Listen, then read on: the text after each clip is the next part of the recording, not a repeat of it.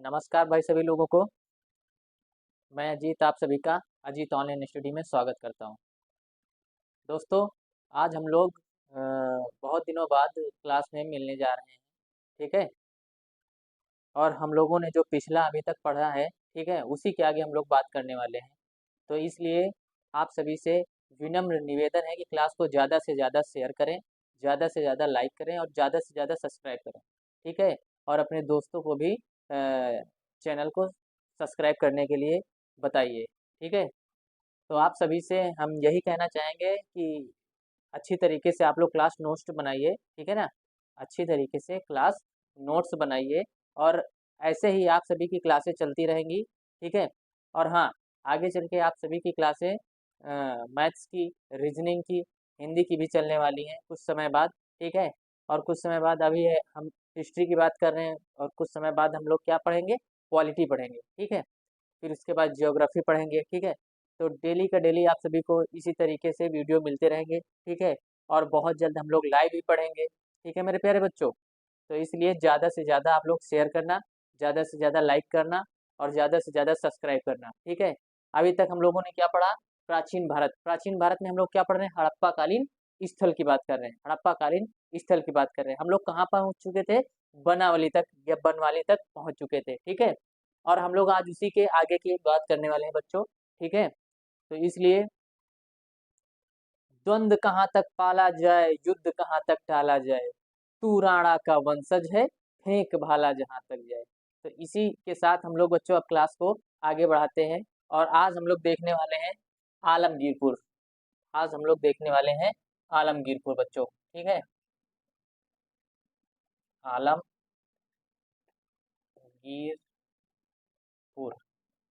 आलमगीरपुर देखने वाले हैं बच्चों। ठीक है। आलमगीरपुर की बात करें बच्चों, तो पहला आएगा इसकी खोज कब हुई थी। ठीक है ना। खोज कब हुई थी। ठीक है। अभी हम लोग कुछ दिन पहले ही आलमगीरपुर के बारे में पढ़े थे। ठीक है ना। आलमगीरपुर कहाँ पड़ता है, आलमगीरपुर उत्तर प्रदेश में पड़ता है। ठीक है ना। कहाँ पड़ता है, उत्तर प्रदेश में। किस नदी के किनारे, हिंडन नदी के किनारे। ठीक है। इसलिए ये इंपॉर्टेंट हो जाता है। ये कहाँ पड़ता है, उत्तर प्रदेश के कहाँ है, उत्तर प्रदेश के। हाँ, बात आ रही है आलमगीरपुर की। आलमगीरपुर ये एक उत्तर प्रदेश का स्थल है जो मेरठ जिले में पड़ता है। ठीक है ना। कहाँ पड़ता है, मेरठ जिले में। किस नदी के किनारे है, हिंडन नदी के किनारे। किस नदी के किनारे, हिंडन नदी के किनारे। खोज इसकी कब हुई थी, खोज इसकी हुई थी 1958 में। खोज कब हुई थी इसकी, 1958 में बच्चों। कब हुई थी, 1958। खोज कब हुई थी, 1958 में। किस नदी के किनारे, किस नदी के किनारे है ये बच्चों, हिंडन नदी। किस नदी के किनारे है ये, हिंडन नदी। हिंडन नदी किस नदी के किनारे बच्चों, हिंडन नदी। खोजा किसने, मोस्ट इंपॉर्टेंट बात है बच्चों। खोजा किसने या उत्खनन कर्ता का नाम, वाईडी शर्मा।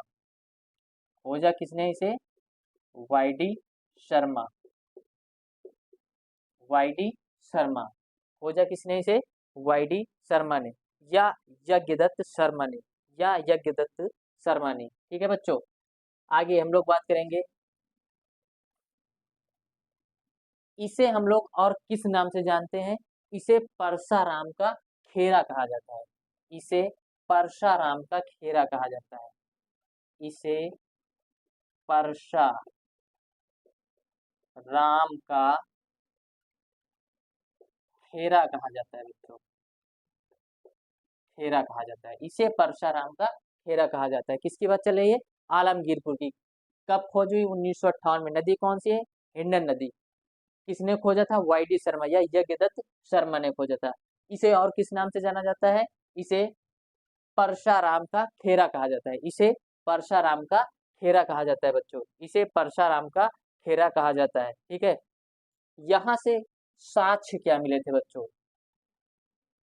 यहाँ से साक्ष्य की बात करें, ठीक है ना। कहाँ की बात चल रही है, आलमगीरपुर की। यहाँ से सूती वस्त्र के साक्ष्य मिले थे बच्चों। क्या मिले थे, सूती वस्त्र के साक्ष्य मिले थे बच्चों। क्या मिले थे, यहाँ से सूती वस्त्र का प्रथम साक्ष्य मिला बच्चों। यहाँ से सूती वस्त्र, सूती वस्त्र का प्रथम साक्ष्य, सूती वस्त्र का प्रथम साक्ष्य मिला, सूती वस्त्र का प्रथम साक्ष्य मिला। हम लोग किसकी बात कर रहे हैं? आलमगीरपुर की। आलमगीरपुर खोज की कब हुई? 1958। किस नदी के किनारे? हिंडन नदी के किनारे। खोजा किसने? यज्ञदत्त शर्मा ने। इसे परशाराम का खेरा कहा जाता है। किसकी बात चल रही है? आलमगीरपुर। आलमगीरपुर को और किस नाम से जाना जाता है? इसे परशाराम का खेरा कहा जाता है। ठीक है, यहाँ से साक्ष्य क्या देखने को मिलेंगे बच्चों? सूती वस्त्र का साक्ष्य, सूती वस्त्र का प्रथम साक्ष्य कहाँ से देखने को मिलेगा बच्चों? कहाँ से? आलमगीरपुर से। कहाँ से? आलमगीरपुर। आगे अगले स्थल की बात करते हैं बच्चों, हम लोग देखेंगे राखी गढ़ी। राखी गढ़ी, राखी गढ़ी ये हरियाणा में स्थल पड़ता है। कहाँ पड़ता है बच्चों? हरियाणा में पड़ता है। किसकी बात चली? राखी गढ़ी। खोज कब हुई इसकी? खोज, खोज कब हुई इसकी? 1969 में बच्चों। खोज कब हुई? 1969 में। खोज कब हुई बच्चों? 1969 में। 1969 में। नदी कौन सी है बच्चों? या फिर हाँ नदी, नदी की बात करें यहाँ, नदी किस नदी के तट पर है राखी गढ़ी? सरस्वती, सरस्वती नदी के किनारे राखी गढ़ी। ठीक है बच्चों। खोजा किसने? खोजा किसने? बात आ जाए खोजा किसने या उत्खनन कर्ता का नाम। खोजा किसने या उत्खनन कर्ता का नाम? सूरजभान, सूरजभान। खोजा किसने या उत्खनन कर्ता का नाम है बच्चों? सूरजभान। क्या है? सूरजभान। खोज कब हुई? 1969। किस नदी के तट पर है? सरस्वती नदी के तट पर है। किस नदी के तट पर है? सरस्वती नदी के तट पर है। खोजा किसने? सूरजभान ने। आलमगीरपुर की खोज कब हुई थी? 1958 में। आलमगीरपुर की खोज कब हुई? 1958 में बच्चों। ठीक है। नदी कौन सी है? हिंडन नदी। खोजा किसने है? यज्ञदत्त शर्मा ने। ठीक है। इसे परसा नाम का खेरा कहा जाता है। किसको? आलमगीरपुर को। ठीक है। यहाँ से सूती वस्त्र का प्रथम साक्ष्य मिला। कहाँ से? आलमगीरपुर से। ठीक है मेरे प्यारे बच्चों। आगे बात करें हम लोग राखी गढ़ी। राखी गढ़ी की खोज कब हुई? 1969 में। किस नदी के किनारे पड़ता है? सरस्वती नदी के किनारे पड़ता है। किसने खोजा? तो सूरजभान ने खोजा। ठीक है। अब हम बात करेंगे कि ये राखी गढ़ी है कहाँ? राखी गढ़ी कहाँ पड़ता है? हरियाणा में पड़ता है। राखी गढ़ी कहाँ पड़ता है? हरियाणा में पड़ता है। नेक्स्ट पॉइंट बना के दिखेंगे बच्चों।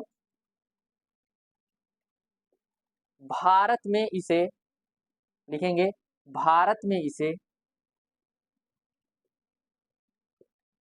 भारत में इसे, भारत में इसे, भारत में इसे, भारत में इसे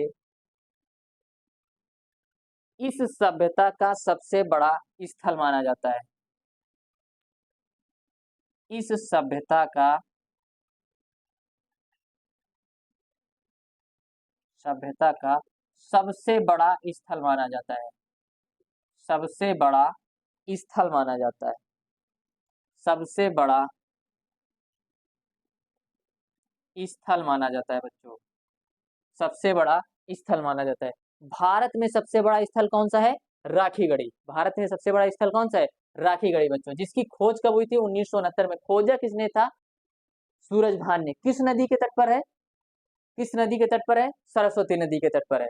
भारत में इसे इस सभ्यता का सबसे बड़ा स्थल माना जाता है। भारत में इसे इस सभ्यता का सबसे बड़ा स्थल माना जाता है बच्चों। ठीक है बच्चों, बहुत ही अच्छी तरीके से समझना है आप सभी को। ठीक है ना? बहुत ही अच्छी तरीके से समझना है। ठीक है। अब हम लोग बात करते हैं हेडिंग लाइन बच्चों अन्य स्थलों की। अन्य स्थल कौन कौन से हैं? अन्य स्थल, अन्य स्थल, अन्य स्थल की बात करें हम लोग। ठीक है बच्चों, अन्य स्थल जो बचे हुए हैं उनको हम लोग देखेंगे। ठीक है। अन्य स्थल की बात करेंगे हम लोग। हरियाणा का, अन्य स्थल की बात करेंगे बच्चों। हरियाणा का, हरियाणा का कुड़ाल, हरियाणा का कुड़ाल। यहाँ से एक चांदी का मुकुट मिला। क्या मिला? एक चांदी का, एक चांदी का मुकुट, एक चांदी का मुकुट मिला। कहाँ से मिला बच्चों? हरियाणा से मिला, हरियाणा के कुणाल से, ठीक है ना। एक चांदी का मुकुट मिला, एक चांदी का मुकुट मिला, एक चांदी का मुकुट मिला। अगला देखेंगे हम लोग, एक स्थल पड़ता है बच्चों गुजरात में, रंगपुर, ठीक है ना। क्या पड़ता है गुजरात में? रंगपुर, रंगपुर कहाँ पड़ता है बच्चों? गुजरात में, गुजरात में, गुजरात में क्या पड़ता है बच्चों? रंगपुर, ठीक है। गुजरात में क्या पड़ता है बच्चों? रंगपुर, रंगपुर। यहां से बच्चों किसके साक्ष्य मिले? पीली मिट्टी, पीली मिट्टी, पीली मिट्टी और बाजरे के साक्ष्य मिले, बाजरे के साक्ष्य मिले। पीली मिट्टी और बाजरे के साक्ष्य मिले बच्चों, ठीक है ना। पीली मिट्टी और बाजरे के साक्ष्य कहाँ से मिले? रंगपुर, रंगपुर पड़ता कहाँ है? गुजरात में। हरियाणा में क्या पड़ता है? कुणाल, कुणाल से क्या मिला? एक चांदी का मुकुट मिला। कुणाल से क्या मिला बच्चों? एक चांदी का मुकुट मिला, एक चांदी का मुकुट मिला। अगला हम लोग देखेंगे उत्तर प्रदेश का हुलास, नाम सुना होगा बच्चों, ठीक है ना। हुलास, हुलास, हुलास कहाँ पड़ता है बच्चों? उत्तर प्रदेश, ठीक है ना। हुलास, हुलास से किसके किसके साक्ष्य मिले बच्चों? उत्तर प्रदेश में क्या पड़ता है? हुलास, हुलास, हुलास से क्या मिला है बच्चों? गेहूं के खेती के साक्ष्य, गेहूं के खेती के साक्ष्य, गेहूं के खेती के साक्ष्य, गेहूं के खेती के साक्ष्य, खेती के साक्ष्य,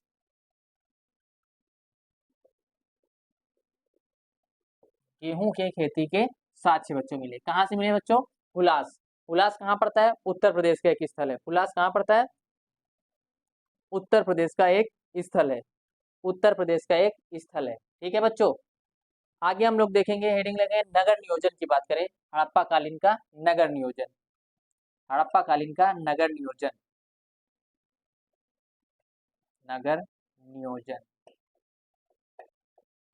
नगर नियोजन, हड़प्पा कालीन नगर नियोजन कैसा क्या था, कैसे क्या नहीं था, ठीक है ना। उस विषय में हम लोग बात करने वाले हैं, ठीक है ना। उस विषय में हम लोग बात करने वाले हैं, कैसा नगर नियोजन था, ठीक है ना। मकान बनाने के लिए पक्की ईंटें, मकान बनाने के लिए, मकान बनाने के लिए, बनाने के लिए पकी ईंटें, पकी ईंटें जिनका अनुपात, जिनका अनुपात या रेशियो, जिनका अनुपात, जिनका अनुपात 4:2:1 था, 4:2:1 था, ठीक है ना। जिनका अनुपात 4:2:1 था। ये किस किस हड़प्पा कालीन, हड़प्पा कालीन सभ्यता में जो मकान बनाने की ईंटें थी उनका अनुपात क्या था? 4:2:1 था बच्चों, 4:2:1 था, 4:2:1 था। कच्ची ईंटों का इस्तेमाल, नेक्स्ट पॉइंट लिखेंगे बच्चों, कच्ची, कच्ची ईंटों का इस्तेमाल, ईंटों का इस्तेमाल, कच्ची ईंटों का इस्तेमाल बच्चों कहाँ किया जाता है? रक्षा दीवार बनाने में, रक्षा दीवार, रक्षा दीवार बनाने में कच्ची ईंटों का इस्तेमाल कहाँ किया गया? रक्षा दीवार बनाने में और प्रवेश द्वार बनाने में, प्रवेश द्वार बनाने, प्रवेश द्वार बनाने में बच्चों, ठीक है। प्रवेश द्वार बनाने में किसका इस्तेमाल किया गया? रक्षा ईंटों का इस्तेमाल किया गया या कच्ची ईंटों का इस्तेमाल किया गया। नगर नियोजन में मकान बनाने के लिए पक्की ईंटें जिनका अनुपात 4:2:1 था बच्चों, 4:2:1 था, 4:2:1 था, ठीक है, 4:2:1 था। पक्की ईंटें कहाँ लगती थी? पक्की ईंटें बच्चों पक्की ईंटें जो थी बच्चों, ये जैसे कि विशाल भवन निर्माण के लिए लगाई जाती थी, ठीक है ना। यहाँ लिख लेंगे विशाल भवन निर्माण के लिए, विशाल भवन निर्माण के लिए, विशाल भवन निर्माण के लिए, ठीक है ना। विशाल भवन निर्माण में लगाई जाती थी पक्की ईंटें, ठीक है ना। अभी हम लोगों ने क्या देखा, अभी हम लोगों ने पढ़ा, क्या पढ़ा बच्चों, आलमगीरपुर। आलमगीरपुर की खोज कब हुई, 1958 में। किस नदी के किनारे है, हिंडन नदी के किनारे। खोज कब हुई, या खोज किसने की, ठीक है ना। उत्खननकर्ता का नाम क्या है, वाईडी शर्मा। आलमगीरपुर को परशाराम का खेरा कहा जाता है, ठीक है ना। क्या कहा जाता है, परशाराम का खेरा कहा जाता है बच्चों, ठीक है। बहुत गर्मी लग रही है बच्चों, आप सभी के लिए इतनी मेहनत कर रहे हैं ताकि आप सभी लोग अच्छी तरीके से क्लास नोट्स बना पाए, ठीक है। तो इसलिए आप लोग ज्यादा से ज्यादा शेयर करिएगा क्लास को, ठीक है। आगे हम लोग बात करें, यहाँ से साक्ष्य क्या मिले, सूती वस्त्र का प्रथम साक्ष्य कहाँ से मिला, आलमगीरपुर से, ठीक है। राखी गढ़ी खोज कब हुई, 1969 में। किस नदी के तट पर है, सरस्वती नदी के तट पर। किसने खोजा, सूरजभान ने खोजा, ठीक है। भारत में इसे इस सभ्यता का सबसे बड़ा स्थल माना जाता है। किसे, राखी गढ़ी। कहाँ पड़ता है, हरियाणा में पड़ता है। अन्य स्थल की बात करें तो हरियाणा का कुणाल बच्चों, हरियाणा का कुणाल। यहाँ से एक चांदी का मुकुट मिला, ठीक है, यहाँ से एक चांदी का मुकुट मिला। आगे गुजरात का रंगपुर, ठीक है ना, गुजरात का रंगपुर। यहाँ से पीली मिट्टी और बाजरे के साक्ष्य मिले, पीली मिट्टी और बाजरे के साक्ष्य मिले। हुलास, उत्तर प्रदेश में क्या पड़ता है, हुलास, ठीक है ना। गेहूं के खेती के साक्ष्य कहाँ से मिले, हुलास, ठीक है ना। नगर नियोजन की बात करें हड़प्पा कालीन की, तो मकान बनाने के लिए पक्की ईंटें जिनका अनुपात 4:2:1 था, जो विशाल भवन निर्माण में किया जाता था, ठीक है। कच्ची ईंटों का इस्तेमाल रक्षा दीवार या प्रवेश द्वार बनाने के लिए किया जाता था, ठीक है ना, या प्रवेश द्वार बनाने के लिए किया जाता था। आगे हम लोग देखने वाले हैं बच्चों नगर नियोजन में और क्या क्या है बातें। बच्चों बहुत अच्छे तरीके से नोट्स बनाना, एक एक चीज एक एक पॉइंट लिखा रहे हैं आप सभी को, ठीक है, ताकि आप सभी लोग अच्छी तरीके से क्लास नोट्स प्रिपेयर कर सकें, ठीक है। अच्छी तरीके से क्लास नोट्स प्रिपेयर कर सकें, अच्छी तरीके से क्लास नोट्स प्रिपेयर कर सकें। आगे हम लोग देखने वाले हैं और क्या क्या है नगर नियोजन में, और क्या क्या है नगर नियोजन में, ठीक है।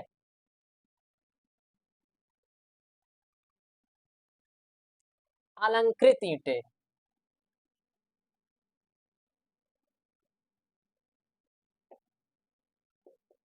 अलंकृत ईंटें जो कालीबंगा की फर्श बनाने में किया गया है, ठीक है ना। कालीबंगा,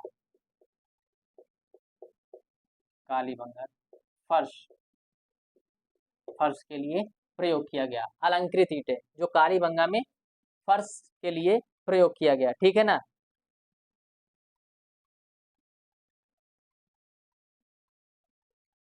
अगले हम लोग देखेंगे एल आकार की ईंटें,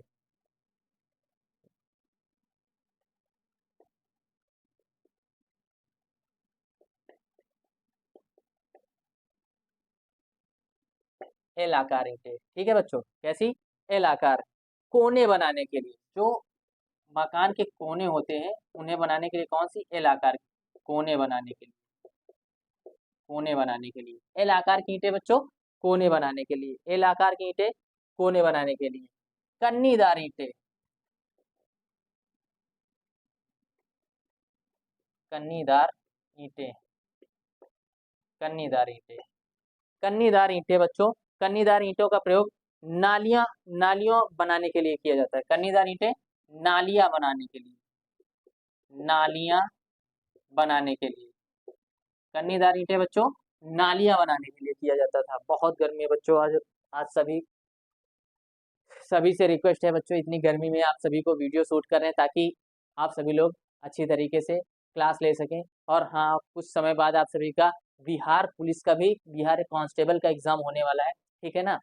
तो इसलिए आप सभी से अनुरोध है कि आप सभी लोग अच्छी तरीके से क्लास नोट्स बनाएं और पढ़ते रहें, ठीक है। क्लास नोट्स बनाएं और पढ़ते रहें। गोल या वक्राकार ईंटें, गोल या वक्राकार ईंटें, गोल या वक्राकार ईंटें, गोल या वक्राकार ईंटें चंद खूदड़ों की प्रसिद्धि, कहाँ, चंदहुदड़ो, चंदहुदड़ो, ठीक है ना। चंदहुदड़ो में गोल या वक्राकार ईंटें पाई गई थी, ठीक है ना। गोल या वक्राकार ईंटें पाई गई थी।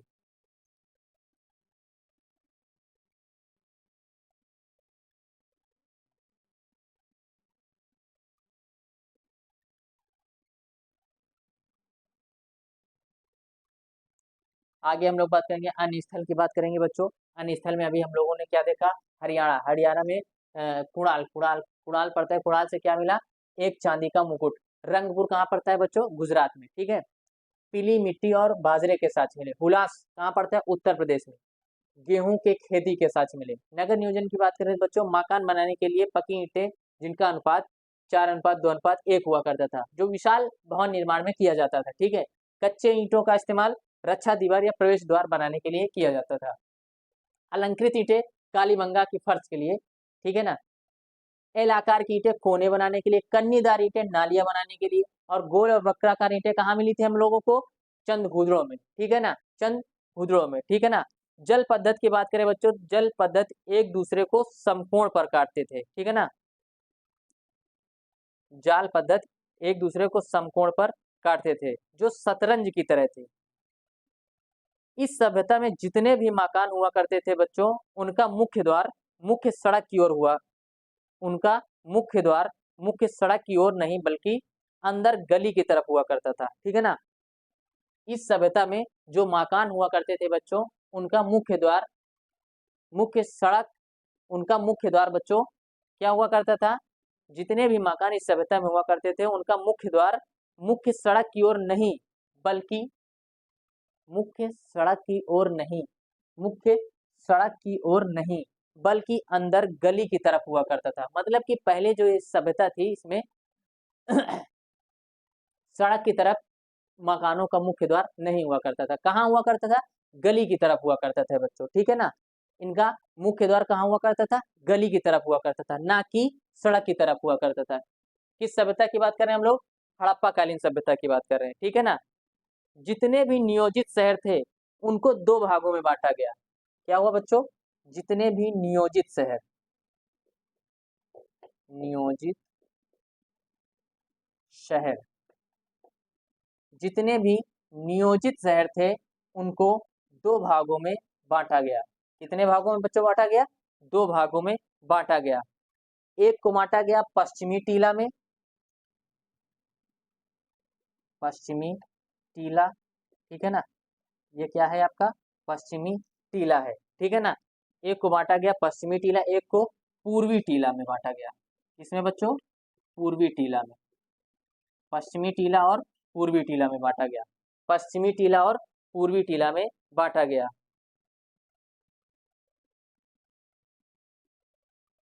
पश्चिमी टीला और पूर्वी टीला में बांटा गया। पश्चिमी टीला पे कौन रहा करते थे, दुर्ग किला का निर्माण करवाया गया। यहाँ क्या हुआ बच्चों, पश्चिमी टीला की बात करें तो यहाँ दुर्ग किला का निर्माण करवाया गया, ठीक है ना। दुर्ग किला का निर्माण करवाया गया। किला निर्माण, दुर्ग किला निर्माण। और क्या हुआ, पुरोहित पुरोहित वर्ग रहा करते थे यहाँ। कौन रहा करता था, पुरोहित वर्ग, पुरोहित वर्ग रहा करते थे। बच्चों बहुत अच्छी तरीके से समझना, इतनी गहराई से आप सभी को कोई नहीं पढ़ाएगा, ठीक है। इतनी गहराई से आप सभी को कोई नहीं पढ़ाएगा, ठीक है। बस सभी लोग बाहर बाहर की चीजें पढ़ा देते हैं, ठीक है। तो इसलिए आप सभी से रिक्वेस्ट है कि आप सभी लोग बहुत मेहनती बच्चे हैं, तो इसलिए सभी लोग बहुत ही अच्छी तरीके से पढ़ना, ठीक है ना। पूर्वी टीला की बात करें बच्चों, पूर्वी टीला की बात करें तो निचला शहर हुआ करता था, जहां नागरिक हुआ करते थे, ठीक है ना। यहाँ क्या हुआ करता था, एक निचला शहर हुआ करता था, पूर्वी टीला निचला शहर हुआ करता था, ठीक है। जहां नागरिक हुआ करते थे, सैनिक, कर्मचारी, लिख लेना बच्चों, जहां नागरिक हुआ करते थे, ठीक है। जहां नागरिक हुआ करते थे, ठीक है ना। कौन कौन से, सैनिक, जहां नागरिक हुआ करते थे, कौन कौन से, सैनिक, सैनिक, जैसे सैनिक, कर्मचारी, कर्मचारी, सैनिक और कर्मचारी, ठीक है ना। पूर्वी टीला और पश्चिमी टीला की बात कर रहे थे, ठीक है बच्चों। पूर्वी टीला और पश्चिमी टीला, पूर्वी टीला और पश्चिमी टीला। बच्चों बहुत अच्छी तरीके से समझना, ठीक है, बहुत अच्छी तरीके से समझना। आप सभी के ऊपर मुझे पूरा भरोसा है कि आप लोग बहुत अच्छी तरीके से पढ़ेंगे, ठीक है, बहुत अच्छी तरीके से पढ़ेंगे। आगे हम लोग बात करने वाले हैं यहाँ के पशुपालन की, ठीक है ना, हड़प्पा कालीन पशुपालन की, ठीक है, हड़प्पा कालीन पशुपालन की बच्चों बात करने वाले हैं, हड़प्पा कालीन पशुपालन की बात करने वाले। हेडिंग लगाएंगे बच्चों, पशुपालन,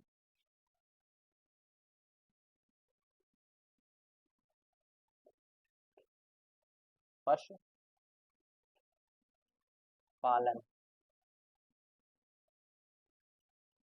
पशुपालन, हेडिंग लगाएंगे बच्चों, पशुपालन। बच्चों बहुत अच्छी तरीके से आप सभी से हम बार बार इसी वजह से कह रहे हैं ताकि आप सभी लोग अच्छी तरीके से क्लास नोट्स बना सकें, ठीक है, आप सभी की क्लास भी अच्छी तरीके से चल सके ताकि आप सभी लोग क्लास ले सकें, ठीक है। अगर नोट्स बना रहे हैं तो बहुत अच्छी तरीके से बनाना। हाँ, ये मानते हैं कि हम अभी छोटे चैनल वाले हैं, ठीक है, लेकिन है तो आपके गुरु, गुरु छोटा या बड़ा नहीं होता, गुरु इज द गुरु, ठीक है। चलिए अब हम लोग क्या पढ़ने वाले हैं, पशुपालन। पशुपालन, इस सभ्यता के लोग हाथी एवं घोड़े से परिचित थे। इस सभ्यता के लोग, लिखेंगे बच्चों, इस सभ्यता के लोग हाथी एवं घोड़े, हाथी एवं घोड़े से, घोड़े से परिचित थे, परिचित थे, लेकिन, परिचित थे बच्चों, लेकिन, लेकिन उन्हें पालना नहीं आता था, ठीक है ना, लेकिन उन्हें पाले जाने का कोई साक्ष्य नहीं मिला, लेकिन इन्हें पाले जाने का, लेकिन, लिखेंगे बच्चों, लेकिन इन्हें पाले जाने का कोई साक्ष्य नहीं मिला, इन्हें पाले जाने का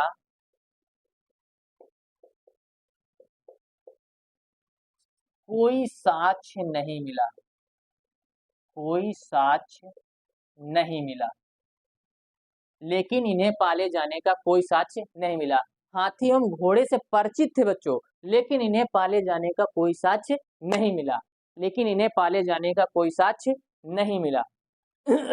इस सभ्यता में मोहरों पर बैल की आकृति के साक्ष्य, पॉइंट बना के लिखेंगे बच्चों, इस सभ्यता में, इस सभ्यता में, लिखेंगे बच्चों, इस सभ्यता में मोहरों पर बैल की आकृति के साक्ष्य, मोहरों पर,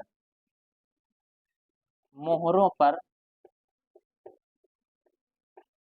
बैल की आकृति के साक्ष्य,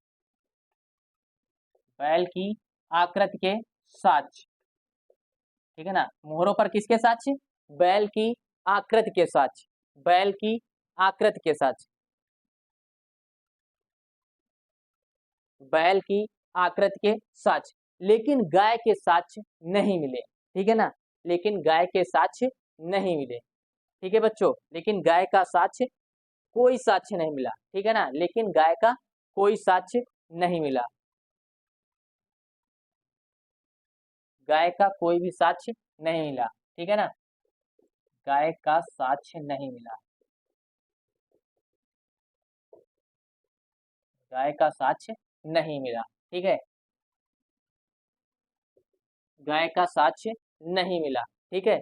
आगे लिखेंगे बच्चों, इस सभ्यता से शेर का भी कोई साक्ष्य नहीं मिला, इस सभ्यता से शेर का भी कोई साक्ष्य नहीं मिला, शेर का भी कोई साक्ष्य नहीं मिला, शेर का भी कोई साक्ष्य नहीं मिला बच्चों, ठीक है ना, शेर का भी कोई साक्ष्य नहीं मिला। मोहरों पर बैल की आकृति के साक्ष्य मिले, लेकिन गाय का साक्ष्य नहीं मिला। शेर का भी कोई साक्ष्य नहीं मिला बच्चों, ठीक है ना। पशुपतिनाथ की मूर्ति को त्रिमुखी शिव कहा जाता है, ठीक है ना। पशुपतिनाथ की मूर्ति को पशुपति नाथ की मूर्ति को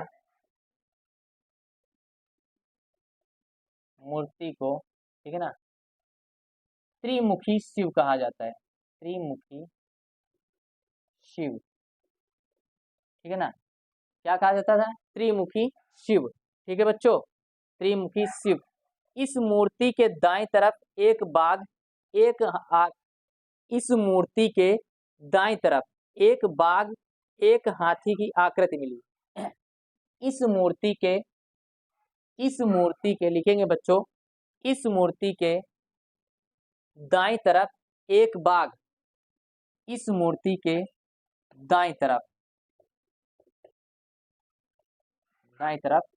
एक बाघ,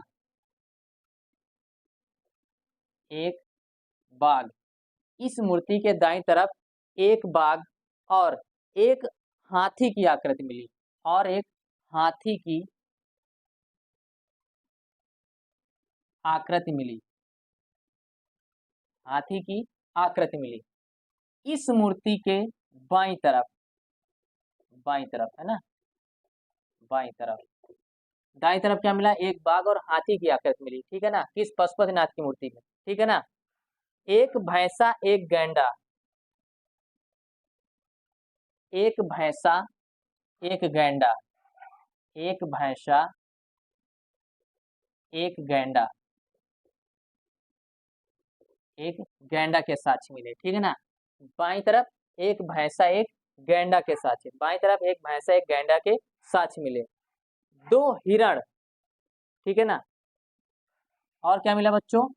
दो हिरण के साक्ष्य मिले, दो हिरण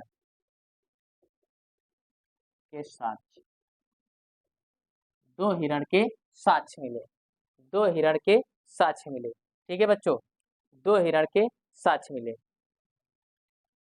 पशुपतिनाथ की मूर्ति को त्रिमुखी शिव कहा गया, ठीक है ना। इसके अलावा दाईं तरफ क्या है? एक बाघ और हाथी की आकृति मिली बच्चों, ठीक है ना। इसके अलावा बाईं तरफ एक भैंसा, एक गैंडा के साक्ष्य मिले, और नीचे क्या मिले? दो हिरण के साक्ष्य। नीचे क्या मिले बच्चों? दो हिरण के साक्ष्य, यहाँ लिख लेंगे बच्चों, नीचे क्या मिले? दो हिरण के साक्ष्य, नीचे क्या मिले? दो हिरण के साक्ष्य, दो हिरण के साक्ष्य मिले। पक्षी की बात करें, ठीक है ना, हड़प्पा कालीन पक्षियों की, ठीक है ना। पक्षी की बात करें बच्चों, पक्षी की बात करें, पशुपतिनाथ के पैरों के नीचे दो मोर की आकृति मिली। पशुपतिनाथ के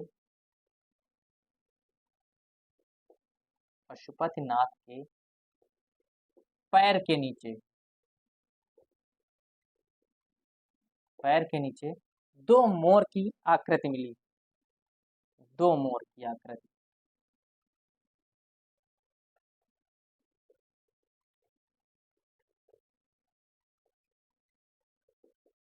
दो मोर की आकृति। आज हम लोग बच्चों यहीं तक की क्लास लेंगे, ठीक है ना। एक बार जरा अच्छे तरीके से देख लेना, ठीक है। हमारे हिसाब से बच्चों बहुत अच्छी तरीके से आप सभी की क्लास चल रही है, ठीक है।